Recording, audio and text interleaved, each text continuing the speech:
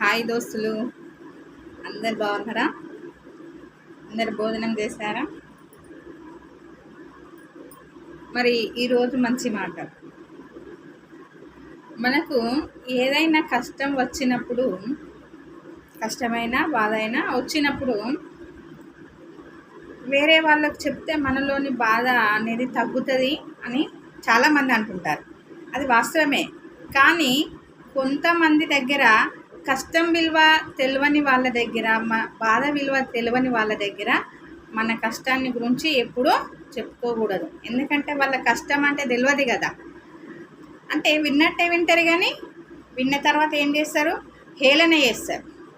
అందుకే కష్టం వస్తే మన కష్టం విలువ, బాధ విలువ తెలిసిన వ్యక్తులకే మన బాధనైనా మన కష్టాన్నైనా చెప్పుకోవాలి.